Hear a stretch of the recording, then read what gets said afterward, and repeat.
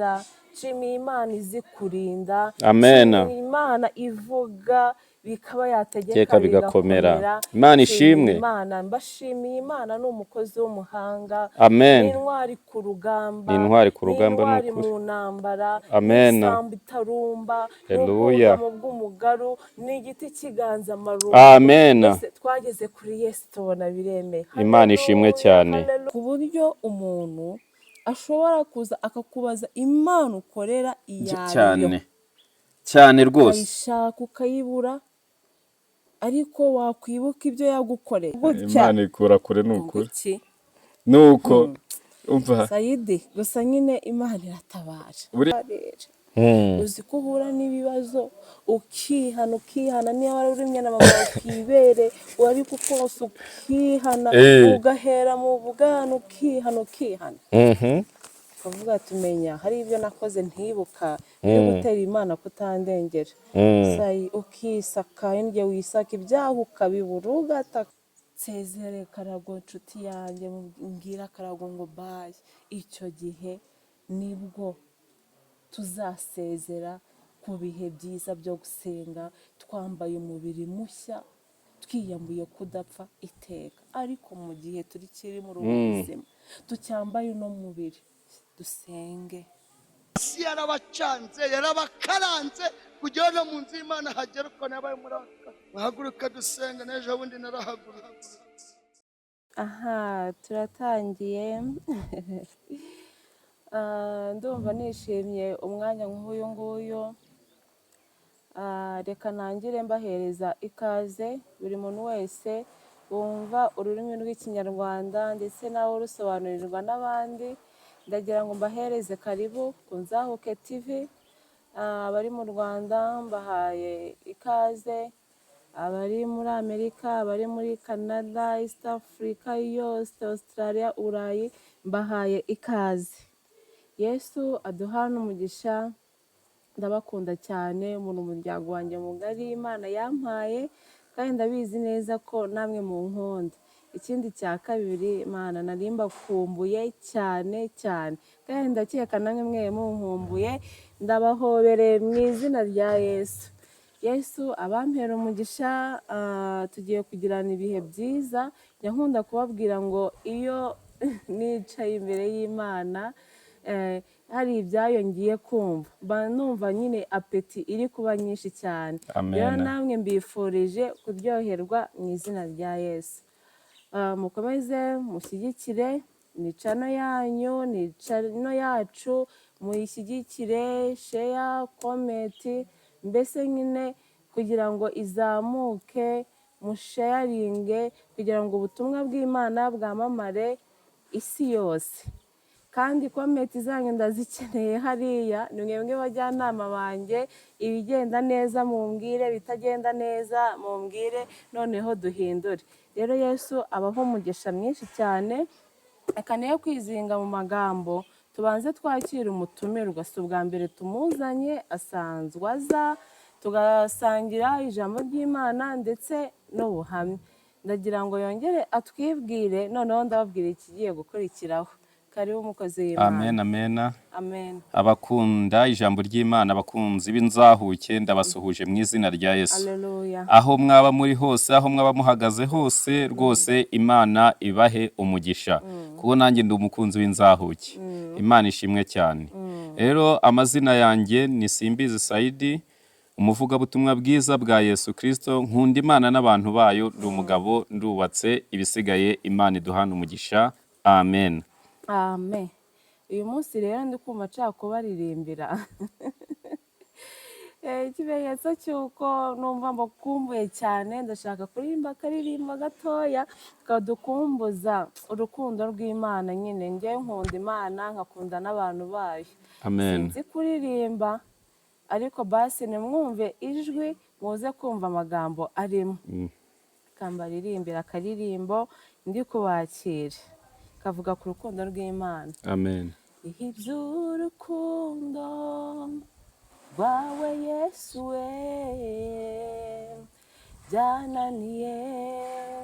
byananiye kubyumva. Amen. Mpora mbisoma nkabyumva babyigisha nkabikurikira ariko sinyurwa byibaza ku manywa nkageza ubwo sinzira nkabibyukana sindabishyikiraho amen nabuze n'umuhanga wabisobanurira neza babivugaho agace gato gusa nkumva sinyuzwe nabuze n'umuhanga wabisobanurira neza babivugaho agace gato gusa nkumva sinyuzwe iby'urukundo rwawe biraremereye cyane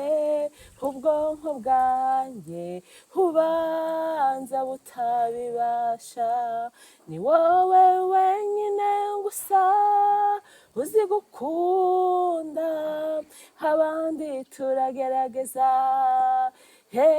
ni ukugerageza ariko wowe mwami wanjye gukunda urabizi amen yesu we urabizi haleluya imana ishimwe cyane nshimiye imana izi gukunda nshimiye imana yita ku bantu bayo nshimiye imana igwa neza nshimiye imana izi kurinda nshimiye imana ivuga bikaba yategeka bigakomera imana ishimwe mbashimiye imana ni umukozi w'umuhanga amen ni intwari ku rugamba ni intwari mu ntambara amen isambu itarumba haleluya mu bw'umugaru ni igiti cy'inganzamarumbu amen twageze kuri yesu tubona biremeye imana ishimwe cyane haleluya imana yacu nishimwe bantu b'imana mukunda imana amen kandi mukunde gusenga haleluya nshimiye urukundo imana yadukunze mbese ngo kubera urukundo yakunze abari mu isi cyane ngo byatumye itanga umwana wayo w'ikinege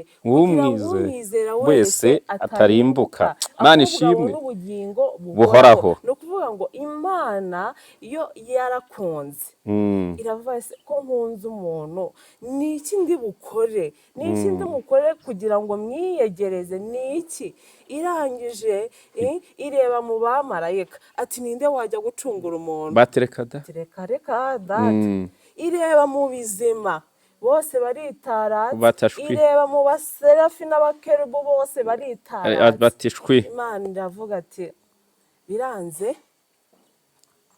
yibuka ko ifite umwana umwe w'ikinege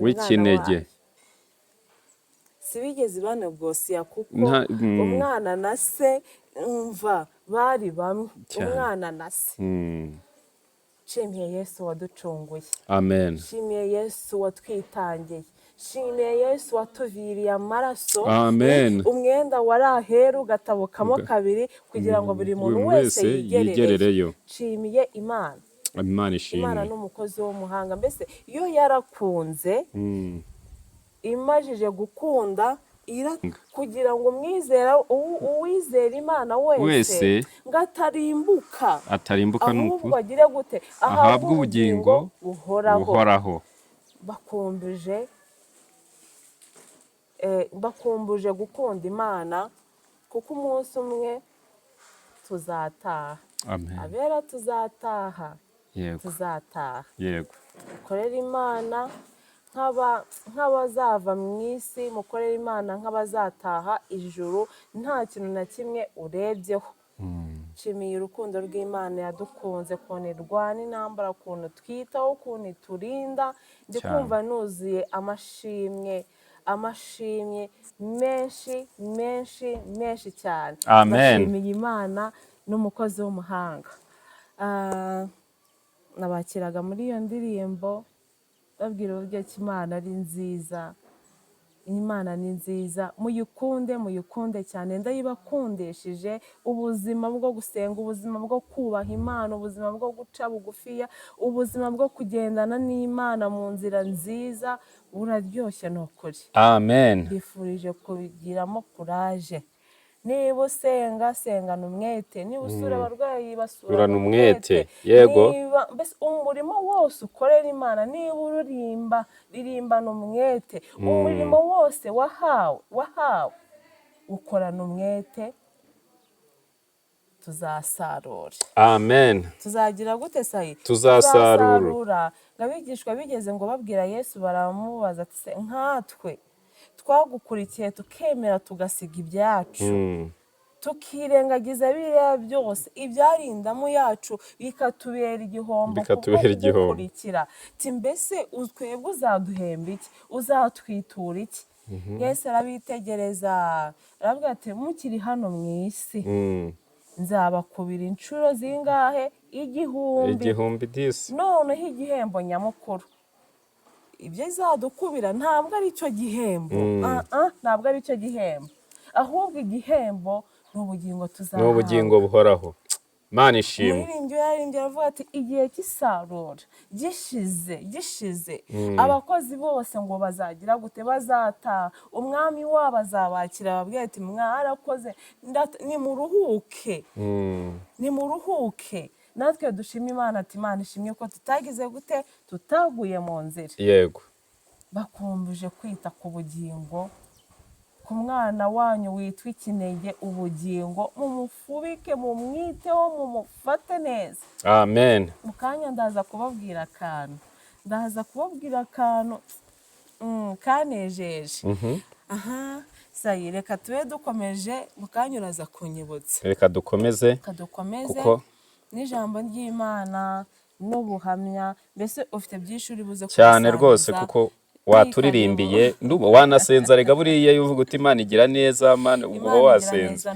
Ni ukuri Imana ishimwe cyane, kandi Imana itubashishe ibane natwe muri iki kiganiro, ikomeze kutubera umuyobozi, kuko twe ntacyo twabasha kuvuga, nta n'icyo tuzi, ariko hari Imana yitwa ishobora byose. Iyo rero niyo yadushyize ijambo ku mutima, iryo jambo niryo tugiye kuvuga, si iryacu ahubwo ni iry'Uwiteka Nyiringabo. Turatangira dusoma muri Zaburi ibice 11 umurongo wa 3. Zaburi 11 umurongo wa 3.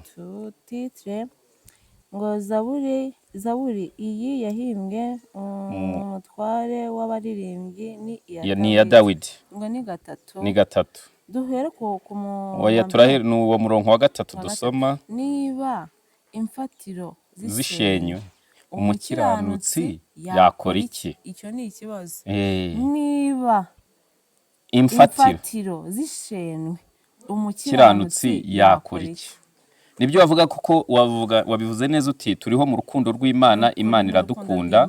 Dukomeze, niba umuntu aririmba ni abikorana umwete, niba umuntu agifite icyo akora agikorana umwete. Ariko none Bibiliya hano irabajije, niba imfatiro zishenywe umukiranutsi yakora iki? Ni amagambo yavuzwe na Dawidi, bigaragare ko yari mu gihe cy'akaga, yari mu gihe ibye byagiye. Aravuga ati niba imfatiro zishenywe umukiranutsi yakora iki? Buriya imfatiro ni nyinshi cyane. Tugiye kureba, turareba imfatiro, numvishe cyangwa se nk'ubushakashatsi, imfatiro zirimo ibice byinshi. Amasezerano buriya ni urufatiro. Umuntu yagusezeranya, tugira amasezerano duhabwa n'Imana, tukagira amasezerano duhabwa n'abantu. Ay'Imana biba bisaba gutegereza, kuko Imana iragusezeranya iti nzakubakira. Hari biba direct ako kanya, hari nubwo bisaba gutegereza, nkuko David yavuze ngo siko bizaba mu bagutegereza ntawe uzakorwa n'isoni. Keretse bava mu masezerano ari nta mpamvu, nibo bazakorwa. Amasezerano y'Imana bisaba kwihangana no gutegereza no kwizera. Umuririmbyi yaririmbye aravuga ngo amasezerano y'Imana, Amen, iyo wamaze kuyahabwa, Amen, ujye usenga ugire kwizera, hoya ntabwo azahera azaza. Ariko amasezerano y'umuntu yakwijeje, iyo umuntu yaguhaye, ashobora kukubwira ati nzaguha akazi, ako kazi ukagakora amezi 2 bwacya akakwirukana, kandi mwari mufitanye amasezerano. Amasezerano rero nayo ni urufatiro, ariko urufatiro rwa mbere ni Kristo. Yesu ashimwe cyane. Hari indi masezerano, hari indi urundi rufatiro, icyubahiro. Icyubahiro nacyo, ariko icyubahiro icyo nacyo ni urufatiro. Ikindi, igihugu nacyo cyaba urufatiro. Buriya tujya tugira igihugu, urabona dufite igihugu cyiza, ariko twigeze no kugira igihugu kirimo ibibazo, mbese igihugu cyasenyutse. Igihugu nacyo hari uburyo kijya gisenyuka. Turebye igihugu dufite ubu ngubu, reba ukuntu cyubatse, reba ukuntu imihanda imeze neza, reba ukuntu ibintu bimeze neza, umuriro n'amazi n'ibindi bintu byiza dufite mu gihugu. Ariko hari igihe umuntu yararaga ari kuvuga ati ntabwo uri buze gucya. Yesu ashimwe cyane. Ibyo nge nabibayemo ndabizi. Hari ntabwo turi buze kujya tuvuga wenda imirongo, turi kuvuga icyo bita imfatiro. Hari umuryango nawe ushobora kugira umuryango ukakubera urufatiro, ukavuga uti nishingikirije ku muryango. Mfite umuryango ukomeye, mfite umuryango umeze neza, ngewe ntacyo nabura, ariko ejo mu gitondo wajya kubona ukabona birarangiye. Hari akazi, buriya akazi nako kaba urufatiro rwawe. Hari abantu bagira akazi karyoshye, keza cyane rwose pe. Erega nta kazi kataryoshye, kuba kagutunze cyane. Hari inshuti, hari ubukungu, ndetse n'abantu nabo bakubera urufatiro, ubwiza yewe n'uburanga. Ariko ibyo byose, ibyo mvuze byose bigeraho bigashira. Reka wenda muri izi mfatiro zose ntabwo twajya gusobanura buri rufatiro, ariko nahisemo urufatiro bita umuryango niwe nahisemo kugira ngo ariwe tuza gusobanura.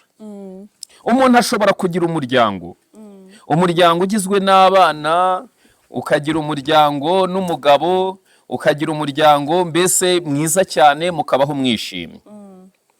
Haleluya. Ariko uwo muryango bishobora kugira gute umuryango ukagenda ukagusiga. Kuko nihereyeho ko nanjye nari mfite umuryango, kuko navutse ku mubyeyi w'umugore n'umugabo. Haleluya. Amen. Noneho mvutse ku mugore n'umugabo, papa bamwita Rwarinda, Charire mama bamwita Reberaho Patricia, ariko baza gushwana, bashwanye biba ngombwa ko mama yahukana agenda ndi umwana mutoya. Ubwo urufatiro ntirusenyutse?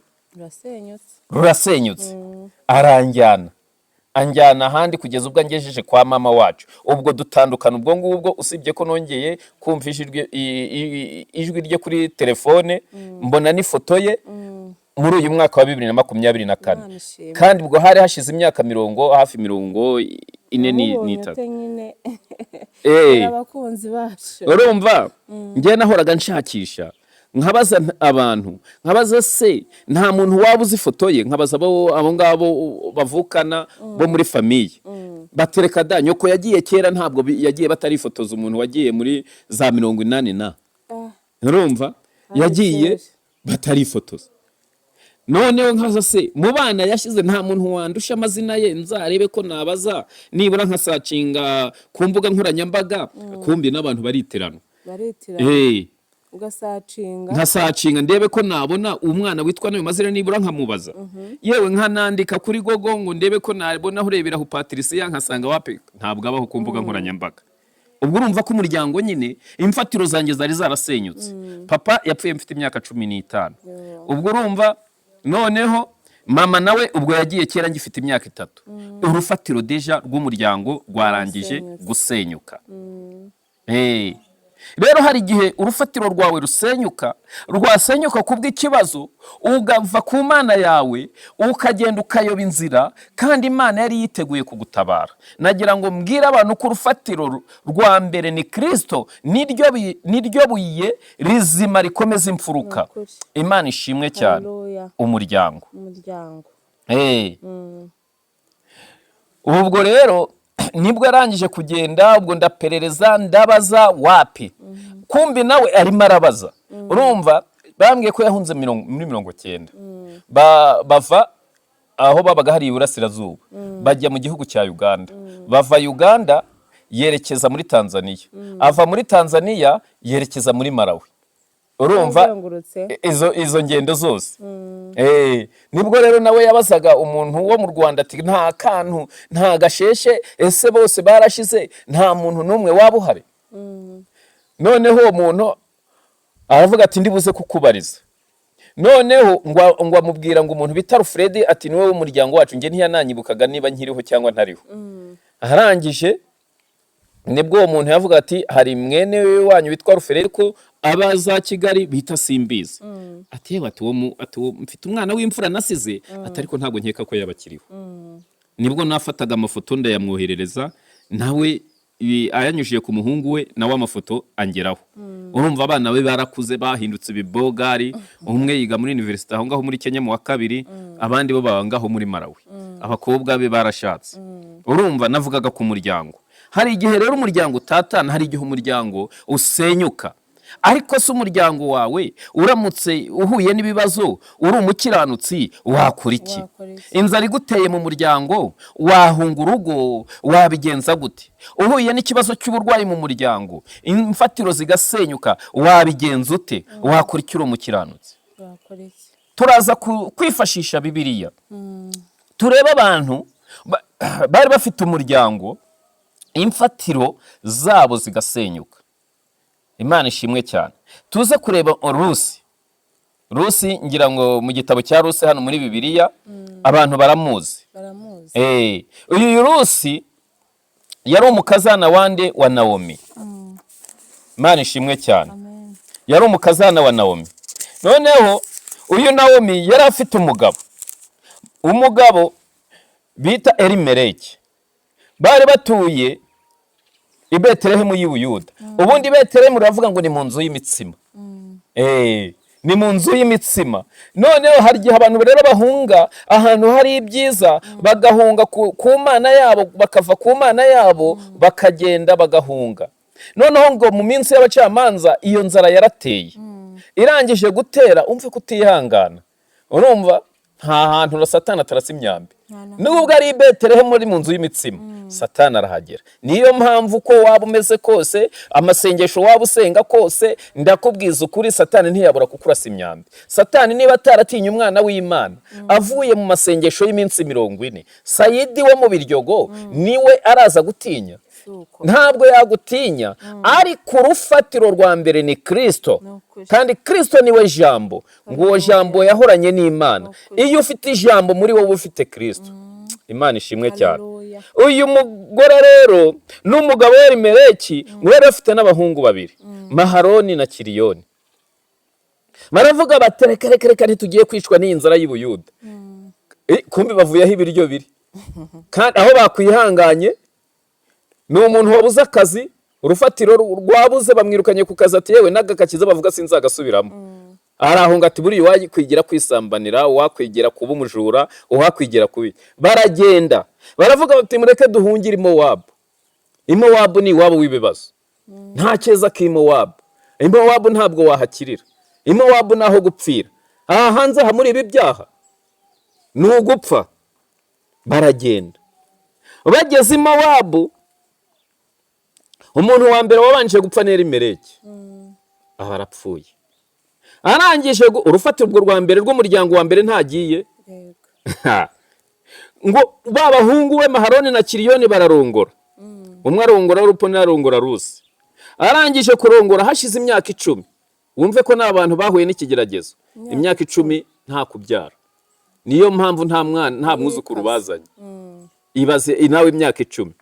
Urufatiro rwa kabiri rwo kubura urubyaro ruba narwo ruraje. Barangije babahungu nabo barapfuye. Bapfuye ubwo basigana nyine n'abakazana. Ntuza Naomi yumva inkuru k'Ibuyuda Imana yahagendereye yahibutse. Buriya ndakubwiza ukuri, mu nzu h'Imana, aho Imana iri, niyo byagenda gute nuko byayimeze gute, Imana ntabwo yahakura ijisho ryayo. Ngijisho ry'Uwiteka riri ku mukiranutsi, kandi ngo ibyago by'umukiranutsi ni byinshi, ariko Uwiteka murengera muri byose. Buri ushobora kugira ibibazo nibyo warwara nk'uko abandi barwara, wakena nk'uko abandi bakena, ariko Imana igira gutya ikabira kurengeye. Imana ishimwe cyane. Maharoni ntuza rero aba bahungu barapfuye, Maharoni na Kiriyoni. Ubwo Naomi aravuga ati ariko rero mureke nisubirire iwacu. Abwira abakazana bati rero mwebwe nimugume mu mazu y'abagabo banyu, ngewe nisubiriye iwacu, ntabwo nyikomeza kuba ntabwo nyikomeza kuba Mowabu, ndagarutse ngarutse i Betelehemu. Ari nabyo Bibiliya ivuga ngo nugaruka nzakugarura kugira ngo kugira ngo uhagarare imbere yanjye. Nukuri ibishimwa mu bigawa uzaba nk'akanwa kanjye. Imana yacu ni umunyembabazi. Imana yacu ni umunyembabazi, tubayeho mu mbabazi z'Imana. Nari ndimo mbwira abantu basubiye mu byaha, abantu basubiye mu gukora ibibi, nibabireke. Nubwo bababajwe imfatiro z'isi zasenyutse, ukaba wari umukiranutsi utaranywaga inzoga ugasubira ku nzoga, ukaba wari umuvugabutumwa, wari umupasiteri, wari umubishopu, wabonye bikomeye, urusengero bararufunze, si ngombwa ngo usubire mu nzoga, ahubwo shaka hafunguye ugaruke ku Mana yawe usenge. Imana ishimwe cyane. Buriya twari dufite icyumba hari iwacu aho bita hano Maririsi, icyumba cyabaga kirimo abantu, kikazamo abantu. Naragenda nkavuga ijambo ry'Imana. Urumva buriya inkota uri kuyityaza nibwo igenda yaguka. Ariko abahaje barafunga. Nta n'umuntu wadufungiye, ahubwo twe twafashe umwanzuro wo kwifungira kugira ngo tutazagirana ibibazo na leta. Buriya umuntu wese akwiriye kubaha ubuyobozi. Turafunga, turavuga ngo reka dufunge tuhave, ahubwo tujya aho urusengero rufunguye. Buriya nge buri saa sita ranshawa yacu twayikoreraga hariya, ariko tusigaye ranshawa ibera hariya mu Gakinjiro, niho nsigaye njya gusengera buri saa sita. Haba hari amavuta y'Imana. Rero niba urusengero umuntu bararufunze, si ngombwa avuge ngo ntabwo nzongera gusenga asubire mu byaha. Nagaruke ku rufatiro. Urufatiro rwa mbere ni Kristo. Ndaza kubabwira igihe tuzareka gusenga. Imana ishimwe cyane. Ndakwibutsa rwose. Yesu ashimwe cyane. Ubwo rero baba kazana baravuga bati oya, ntabwo turi bugusige, turi bujyane nawe. Nawe mabwira abakazana bati ngewe mfite imyaka myinshi, ntabwo nenda kubyara umuhungu kano kanya. Niyo namubyara ntabwo muzamurindira kugeza igihe azakurira. Ibyo biratuma mujyana nanjye, nzakuraho abagabo bo kubaha. Warupatiza uko ari byo? Ati ngewe rero mbaye gusezeyeho. Neza bumva nibyo. Ati uzi ko ari byo? Ati mbaye ngewe ngusezeyeho. Ariko Rusi we aba kuri nyirabukwa Karamata aravuga ati aho uzarara niho nzarara, aho uzagwa niho nza. Imana yawe niyo izaba Imana yanjye. Mureke tuba Karamata ku Mana yacu. Turambe ku Mana yacu.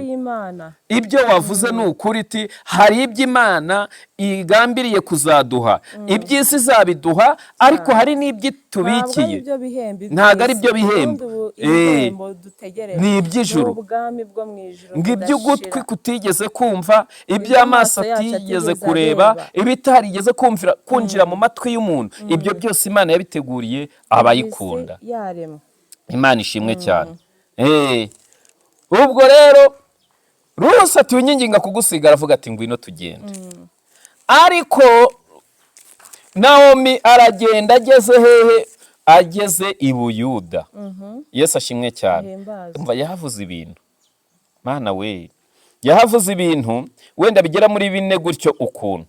Aba yahuye n'abantu baramubwira bati uri Naomi. Ubundi Naomi bisobanura ngo umunyagikundiro. Urumva ari umunyagikundiro, umunyamahirwe cyangwa se wenda umunyamugisha. Iyo umuntu ari umunyagikundiro ari n'umunyamugisha. Aravuga ati oya, ntimunyite umunyagikundiro, ntimunyite umunyamugisha. Urumva iyo umuntu imfatiro z'isi zasenyutse.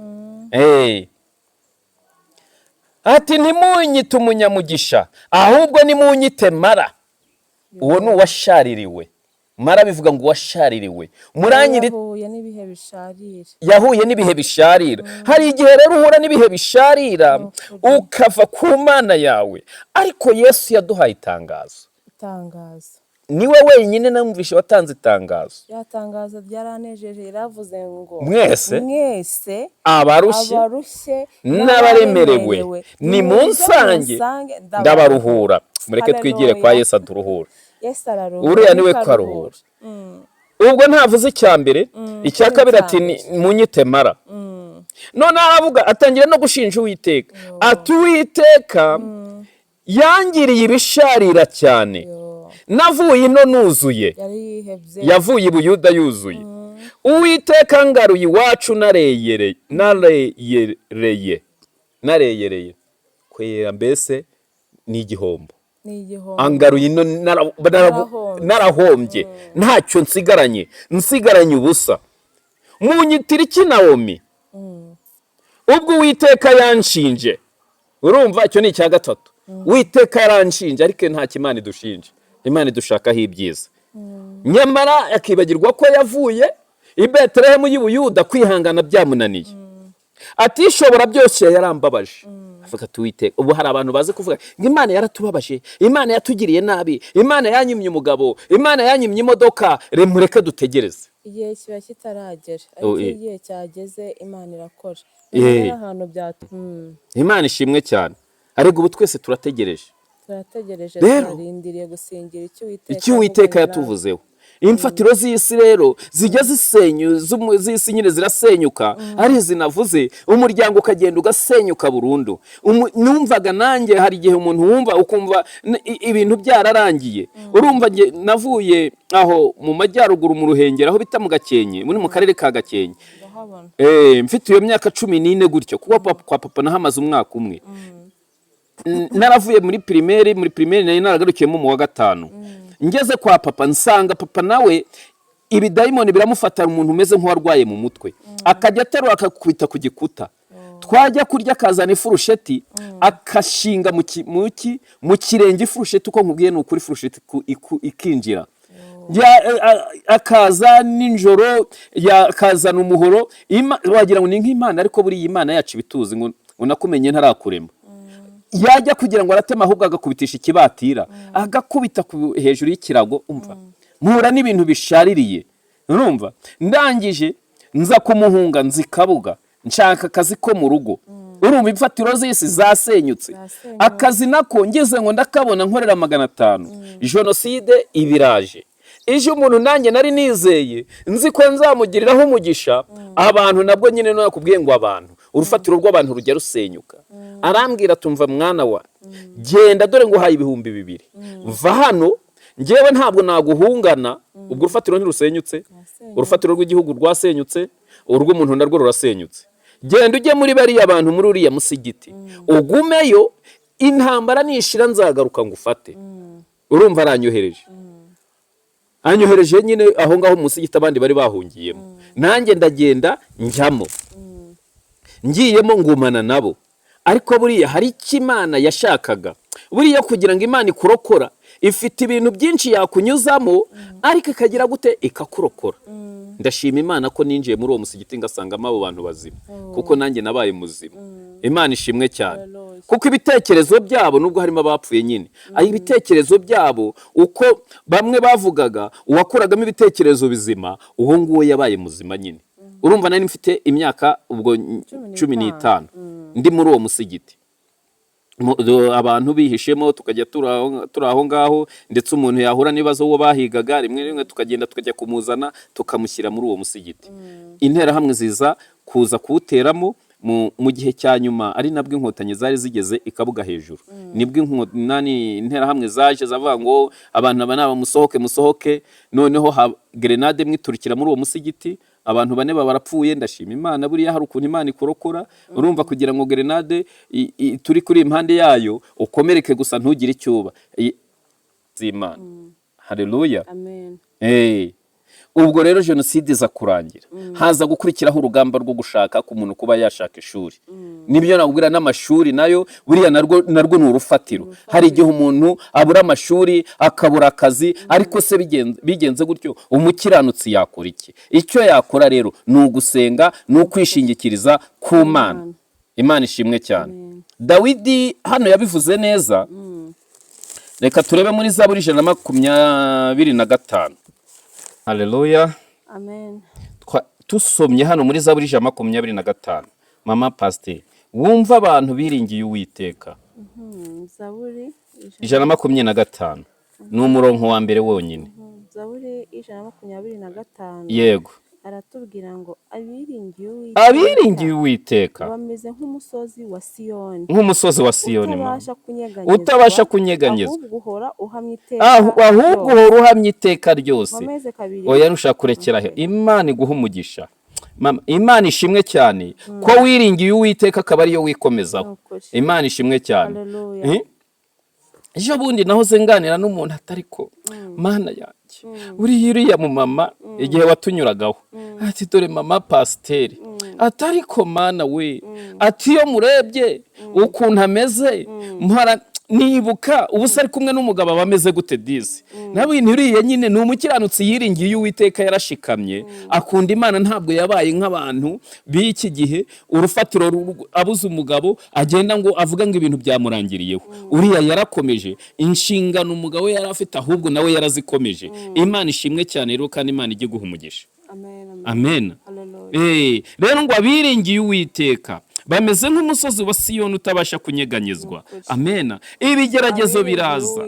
Abiringiye Uwiteka. Ntabwo ari abiringiye tonto, abiringiye ako, abiringiye bene wabo bakomeye. Ahubwo abiringiye iki? Uwiteka. Bameze nk'umusozi wa Siyoni utabasha kunyeganyezwa. Imana ishimwe cyane. Uhora uhamye iteka ryose. Uhagaze ukomeye, ushikamye iteka ryose. Ndafashijwe. Imana ishimwe cyane. Rero nangira ngo tubwire abakunzi b'Inzahuke, abakunda ijambo ry'Imana. Uyu munsi wari uri mu kigeragezo. Uyu munsi urabona byanze. Uyu munsi urabona bimeze nabi. Uyu munsi urabona ufite uburwayi. Uyu munsi urabona warabuze urubyaro. Uyu munsi urabona warabuze akazi. Uyu munsi urabona hari ibyago wahuye nabyo. Nagira ngo nkubwire iringira Uwiteka, iringira Imana. Yesu dufite uyu nguyu niwe rufatiro ruzima, niwe buye ryanzwe n'abubatsi ariko rikomeza imfuruka. Imana ishimwe cyane. Nta wundi twakwiringira, nta wundi twahungiraho. Umva, abantu batwizeza ibitangaza, abantu batwizeza ibintu byinshi ntitubibone, ariko Imana yacu yonyine iyo ngiyo niyo iduhagazeho. Imana ishimwe cyane. Hari ijambo nasomye ngo kuko ibyanditswe bivuga ngo umwiringiye wese, uwamwiringiye wese ntazakorwa n'isoni. Ndakubwiza ukuri, ntabwo azakorwa n'isoni. Uzi ko abantu batanga itangazo ry'akazi ukagira ngo neza neza nawe urimo. Wari wabona umuntu watanze itangazo ngo icyambere mugomba kuba uri umunyarwanda. Twese turi abanyarwanda keretse umunyamahanga wenda ariko ari nawe mu Rwanda nta kibazo. Ugomba kuba uri umunyarwanda uvuga ikinyarwanda neza, ukavuga uti aho ndimo. Aho niho rwose. Kabiri wahagera atagomba kuba yararangije icyiciro cya mbere cya kaminuza, cya kabiri cya kaminuza, cyangwa se ari hejuru, mbese hejuru aho niho mbashije kuvuga. Ubwo hasigayemo bangahe? Nge Saidi ubwo navuyemo. Ubwo kera ubwo navuyemo. Yati gatatu agomba kuba aho azakorera hose, mbese aho tuzamwohereza kose agomba kujyayo. Ibyo wasanga utabishoboye nabyo ukagira. Kane azakora kuri resebusiyo dukeneye umukobwa, ugasanga uri umugabo nabwo uvuyemo. Aho nanjye navuyemo. Gatanu agomba kuba afite perime. Ntayo mfite aho mvuyemo. None hafi agomba kuba afite wenda F itwara ikamyo. Asi urayifite? Ubwo nabwo wavuyemo. Ubwo twese tuvuyemo, ugasinze usigayemo. Ariko kuri Yesu ntabwo ari icyo areba, sareba ngo urananutse urabyibushye. Uwamwizeye wese ntabwo azakorwa n'isoni. Umwizeye wese ntabwo azakorwa n'isoni. Rero twavuga uwo rero niwe rufatiro ruzima. Twari turi ku rufatiro. Twavuze rero umuntu imfatiro zasenyukiyeho uwo bitaga Nawomi. Hari undi nawe rufatiro rwasenyutse ariko haguma ku Mana ye. Araguma arashikama. Ngo umugabo bita Yubu wo mu gihugu cya Usi. Ngo uyu mugabo yari umukire. Yari afite za giturosi z'ubu ngubu, kuko yari afite ingamiya hafi 3,000, afite amapfizi, afite ibintu byinshi cyane, afite abahungu beza ngo bari bafite uburanga n'abakobwa beza. Ngo ariko ibyo byose Satani arabisaba, ngo arangije kubisaba byose birashira. Urufatiro rw'ibintu rurashize. Rurashize. Hari igihe urufatiro rw'ibintu rujya rushira. ariko avuga ijambo ryiza ngo birangije gushira, ntabwo yavuye ku mana ye, yaravuze ngo navuye mu nda ya mama nambaye ubusa, nzasubira mu nda y'isi ntacyo nambaye, ntabwo nava ku mana yanjye. Imana ishimwe cyane, tuyinambeho. Imana ishimwe cyane. Nukuri abakunda ijambo ry'Imana mureke twizirike ku mana yacu. Ukunda Imana niwe umenywa nayo, niwe umenywa nayo. Imana ishimwe cyane. Noneho hari amagambo hano inshuti ye yaje kumubwira, nubwo inshuti ye zamushinjaga ibyaha, ariko iyo bitaga Elifazi hari amagambo yabwiye Yubu, kuko nawe nurumva yari yagize gute, Yubu yari yahuye n'ibyago, arimo avuga umubabaro avu mu munsi yavutseho, ariko baraberatera kasha uva ku manyanga wana Asiya tuzi, uravuga ngo wahuye n'umubabaro ngo wagize gutya, n'ubundi wari usanzwe udakiranutse, wavuze neza ko udakiranutse, uzi ko abantu bagiye batwita badakiranutse bahuye twahuye n'ibibazo babona Saidi nkiri mu bukode bakavuga ngo ariko se buri yasengeye ngo igihe yasengeye ngo akiri reka nkubwire, hari igihe abantu bageramo cyangwa se umuntu ageramo bivuge gutya ku giti cyiwe, umva ugahura n'igicu ku muvandimwe, ugahura n'ijoro abandi ari ku manywa, yego, ukanyagirwa abandi izuba riri kuva cyane, mbese ukaba mu bintu biteye ubwoba, umutima ukakurya ubwoba bukakwica. Kubera iki? Intambara, kubera ibibazo, kubera ibigeragezo, ku buryo umuntu ashobora kuza akakubaza Imana ukorera iyariyo cyane rwose, ukayishaka ukayibura, ariko wakwibuka ibyo yagukoreye n'uyu munsi, ya Mana yakoze biriya na n'uyu munsi iracyahari, naho yagiye. Ni Imana itagisaza ngo yitwaza akabando. Haleluya. Nitugire ubwoba wenda ngo yarashaje cyangwa se ngo ntabwo yibuka ibyo yakubwiye. Hahirwa uwizera umwami Imana ko ibyo yabwiwe nayo izagira gute yemwe bizasora. Umva. Bizasora. Imana ishimwe cyane. Ariko hari igihe umuntu ahura n'igicuku bukamwirira abandi ari ku manywa. Aho ngaho niho Imana igiye gusanga ikakubwira ati rata mwana wanjye. Hari ijambo rinezeza riri hariya rivuga ngo nuko ngo nkunyuzeho ngo mbona ngo uri kwigaragura mu ivata ryawe. Yego. Nyuze kuri Saidi mbona ari kwigaragura mu bibazo, mu bigeragezo, mu bukode, mu bibazo byinshi cyane. Ngo nuko nkunyuzeho nsanga uri kwigaragura mu ivata ryawe. Ubwo hagati aho wabuze uwakugirira impuhwe cyane, wabuze uwakwitaho, umuntu wese agucaho gutya mbese nk'aho udahari, ngo ariko nkunyuzeho mbona uri kwigaragura mu ivata. Ndakubwira ngo nubeho. Imana ikubwiye ngo baho ni ukuri. Iyo Imana ikubwiye ngo baho ni ukuri ubaho. Imana yacu ishimwe. Haba harimo gutegeka ngo maze ndakubwira ngo baho. Amen. Imana ikoresha itegeko mu buzima bwanyu. Itegeko ryonyine rirasiga rirangije ibintu byose muri kubona bitari gukunda. Ikomereze. Imana ishimwe cyane, kandi Imana iguha umugisha. Buriya uvuze hari igihe umuntu ahora n'ibibazo. Njyewe nkijya mu muhanda bwa mbere njya kuba imbobo, namaze ukwezi ndya igiceri cy'ijana ku munsi. Naryo nkirya keke, si uko ijana ritari rifite akamaro muri icyo gihe, ahubwo se nari nzi aho bagura ubugari bw'ijana cyangwa bwa senkani. Ubugari bw'abaga ari senkani n'isosi y'ubunyobwa bigahura na 80 mara muri Rwanda. Urabona ibyo byabaga bihari cyangwa ibyo basigaye mu maresitora, byo mu maresitora, ariko sinari nzi aho resitora ziba, kuko nibwo nari nkinjira mu mujyi, kuko ubwo urumva nageze ibyo byo muri resitora basigaje harimo kirida cyane, byo twarabiriye byinshi, serviette, ariko narabiriye mbonyemo za serviette ngira iseseme, ndavuga nti ku musindi wanjye umva haryoha inzara.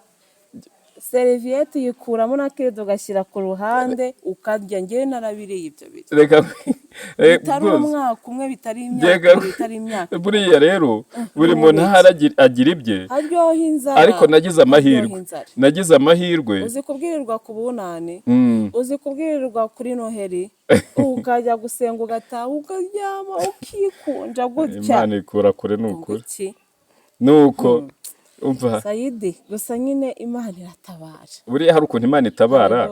Urumva Imana igira urumva maze ukwezi ndi n'igiceri cy'ijana, ariko hari nabanje kugangika hejuru ya Sainte Famille.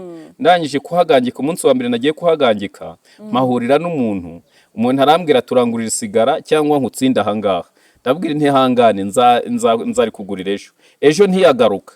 Agarutse nk'ejo bundi ansangamo nanone iryo nari nazanye, ubwo sinamubonye, nararyitangiye. Noneho ansanzemo arambwira tumva rero kubwo nkubonye ukaba wanze kunzanira sigara yanjye ongiyemo ideni ridashira. Buriya barara twajyaga tugira ideni ridashira, ni ideni aho muhuriye hose aragukaba, arakwishyuza ifite yose arayatwara. Ideni ridashira.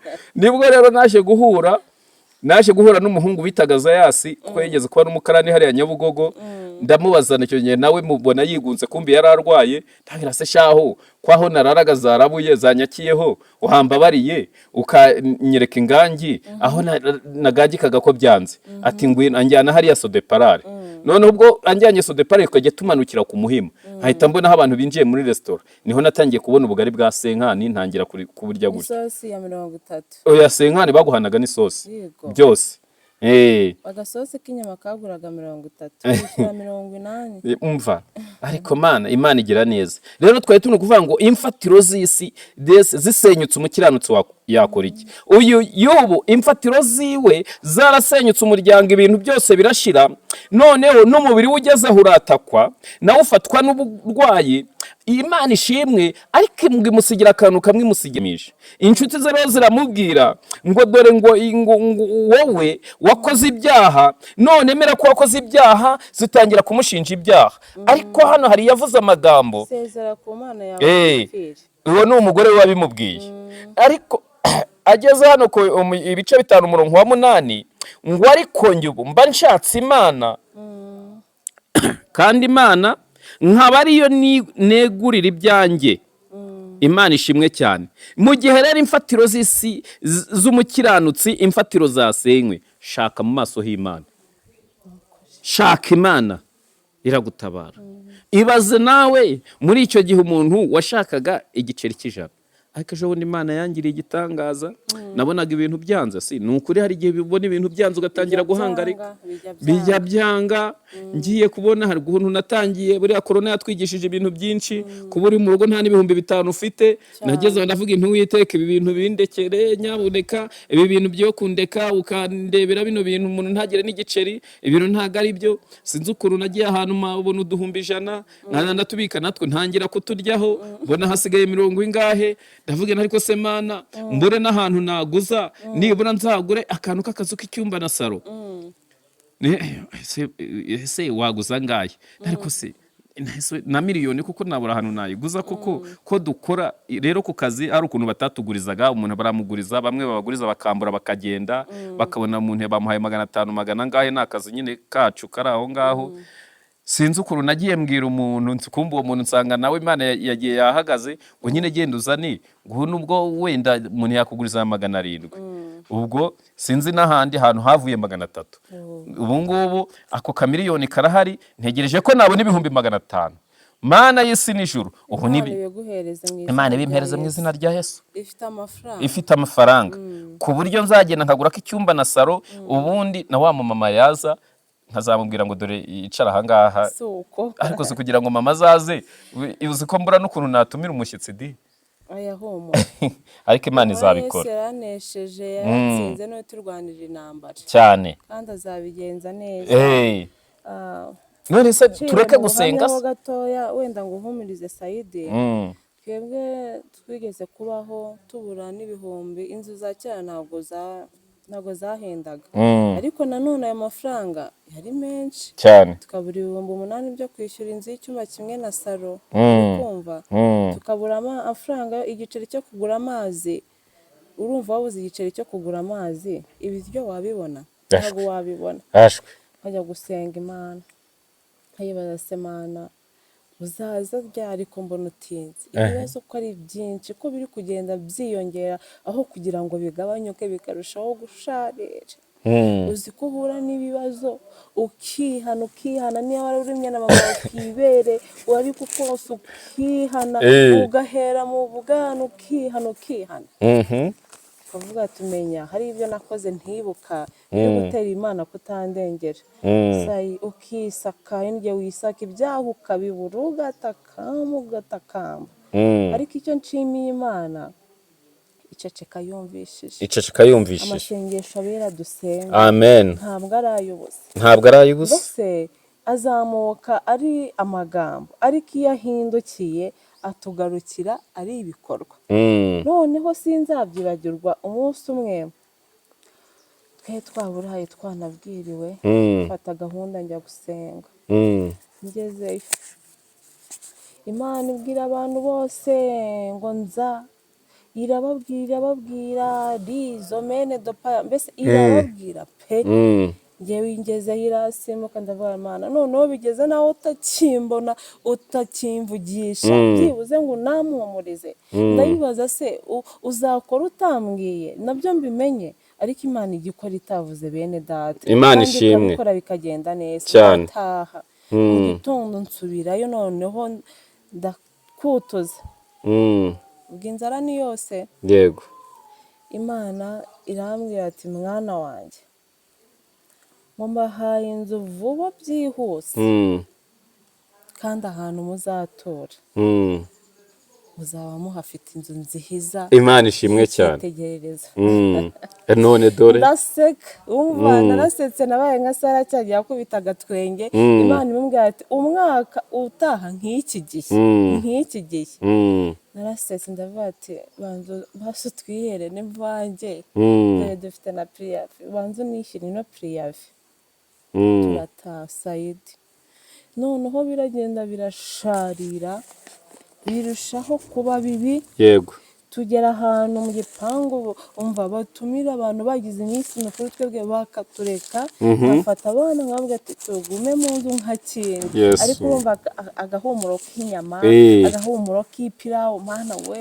ihumuro ya salade mbese ugahumurirwa indi igasigara yabyimbye ukavuga ati si Mana ndasenga ugera naho uvuga tumenya ntazi gusenga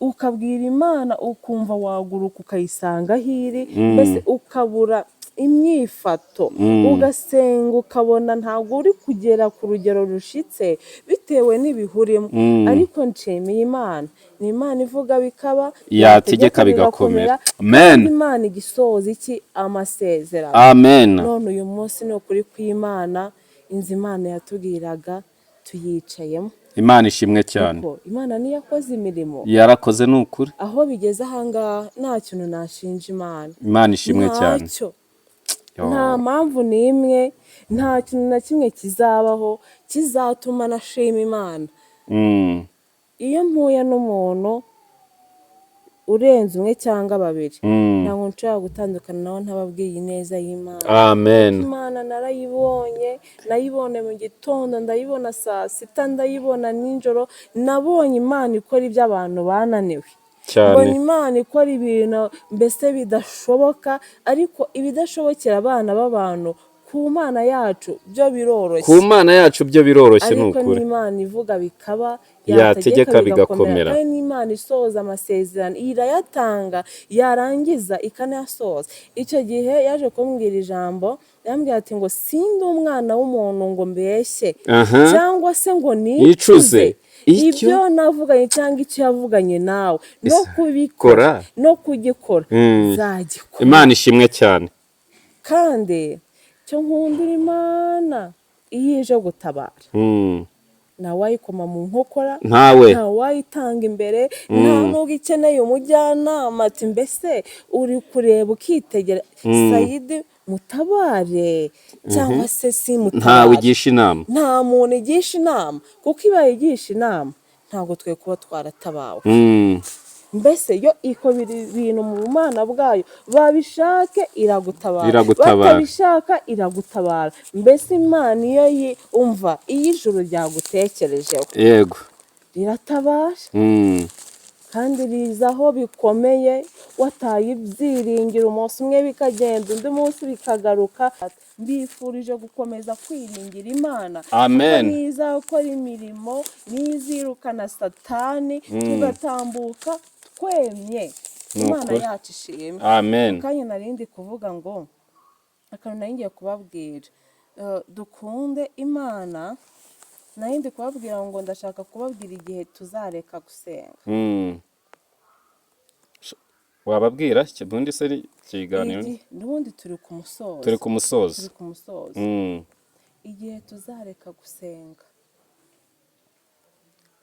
mugize amatsiko mugize amatsiko igihe sayi nayo kandi wagize nanjye nayagize rwose, niyo mpamvu nacecetse numve. Mana we, igihe tuzareka gusenga ni igihe, erega na Bibiliya irabivuga cyane, ijambo ry'Imana rirabivuga. Igihe tuzareka gusenga ni umunsi tuzaba twiyambuye uno mubiri. Nabikurije kuri iryo jambo wavuze ngo mbese umukiranutsi imfatiro ziwe zisenye yakora iki? Wasenga kandi uzakomeza usenge, ariko none nyuma yo gusenga ubwo bizaba birangiye uzakora iki? Tuzaba tugiye gutaha.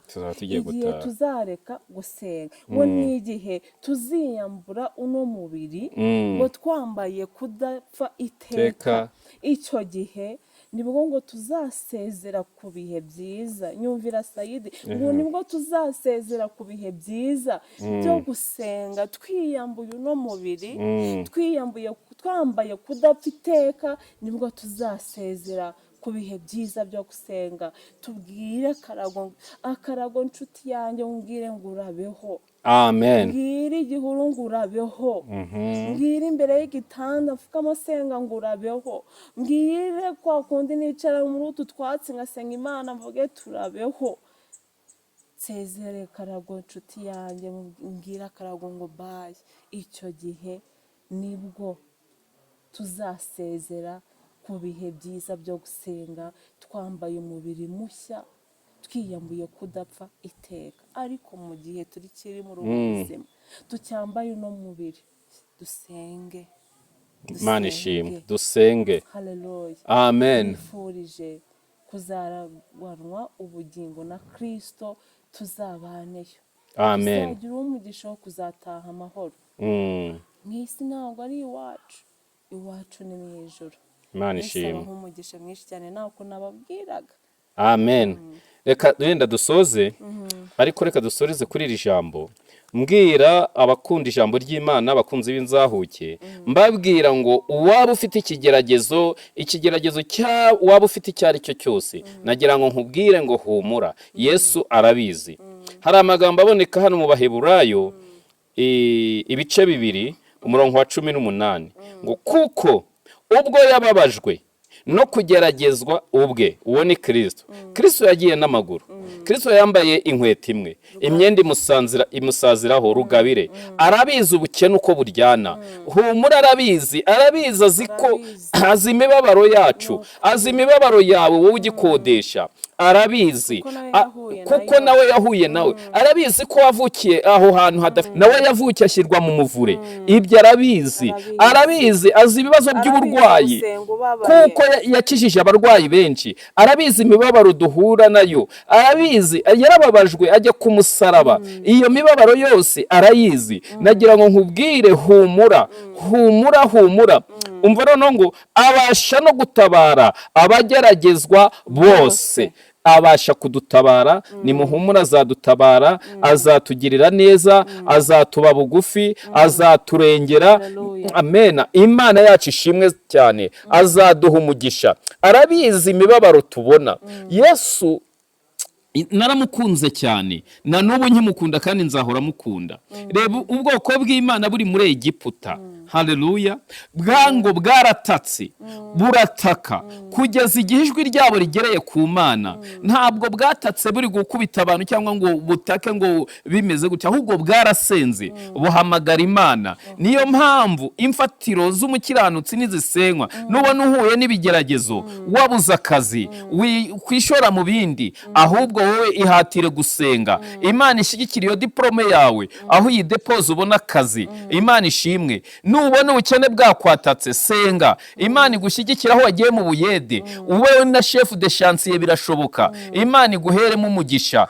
Nubona ku kazi wahuye n'intambara nyinshi zirimo zikurwanya, senga. Imana ishyigikira akazi kawe, intambara zihagarare. Niba warabuze urubyaro, wijya mu bapfumu ngo baraguha imiti yo gusiga kunda, oya, senga. Imana izi kurema, ifite abana benshi. Imana ishimwe cyane. Haleluya. Imana rero itanga umugisha ku bakunda ijambo ry'Imana. Imana itanga umugisha ku bakunzi b'Inzahuke. Imana itanga umugisha ku Banyarwanda, yewe ababa hanze yacyo, Abanyafurika bose, ababa i Burayi, ababa muri Amerika. Imana itanga umugisha kuko ni Imana ireberera isi yose, kuko yaremwe nayo. Imana ishimwe cyane. Hallelujah. Amen. Ndi kumva nyine wasengera abantu bacitse intege muri runo rugendo, babona imfatiro zabasenyukanye, basengera Imana ibongerera imbaraga kandi inatabare, tuyita tunasoza. Imana ishimwe cyane. Data wa twese uri mu ijuru, turagushimiye mwami wo kwingingwa, ni wowe dusenga, ni wowe duhanze amaso. Data Nyiringabo, muri ibi bihe biruhije muri iyi si, Data Nyiringabo, harimo abantu bafite imibabaro. Utababajwe nuko yabuze ayo kwishyura inzu, ababajwe nuko yabuze urubyaro. Utababajwe nuko yabuze urubyaro, ababajwe nuko yabuze akazi. Hari imibabaro nyinshi mwami nyaguhora ku ngoma, ariko wowe ujya ugira imbabazi ukanyuranya ibihe. Wowe wanyuranyije ibihe kuri Naomi, ibihe kuri Yabesi. Yabesi arasenga, yari yaravukanye agahinda, yari afite agahinda. Uyu munsi hari abantu bafite agahinda. Yabesi arasenga ati, cyampa ukampa umugisha. Mana, tanga umugisha kuri aba bantu baguhanze amaso. Hari abari hirya no hino mu gihugu, hari abantu baguhanze amaso, bagutegeye ibiganza, babona gutabarwa kwabo nta handi kwaturuka usibye kuwiteka. Mana, ubamanukire, umanure imbabazi zawe, umanure kugira neza kwawe, ubahaze Data Nyiringabo, urebe ibiri mu mitima yabo. Njye ubu nonaha sinabimenya, ariko wowe witwa Imana ishobora byose. Wowe wanyuranyije ibihe kuri Yubu ukamushumbusha. Uyu munsi hari ibyo abantu babuze, hari abacuruje barahomba, hari abagize urubyaro Data Nyiringabo ntibarubona kandi bari barukwiye, ariko kurema ni ukwawe, kugira neza ni ukwawe, imbabazi ni izawe. Mwami nyaguhora ku ngoma, manura imbabazi zawe, umanura umugisha wawe ari wo mahoro. Mwami nyaguhora ku ngoma, ni ukuri turakwinginze, wagura intambwe z'abo bantu Data Nyiringabo bari bafite amarira ku maso, ariko Data Nyiringabo bakore ku maso, ubahumurize Data Nyiringabo. Hari ubwo Gihazi yari yihebye ngo ingabo z'Abasiriya zabagose, ariko Elisa arasenga ati, kora ku maso ya Gihazi arebe ingabo zitugose. Abo bantu ugira icyo ubagenera, ubakore ku maso kugira ngo bahumurizwe, utange ihumure Data Nyiringabo kuri abo bari nyaguhora ku ngoma. Urera kandi urashoboye, uravuga bikaba, wategeka bigakomera. Watandukanyije inyanja, Abayisiraheli bari bihebye batambukira humutse. Hari abantu bakeneye gutambukira humutse,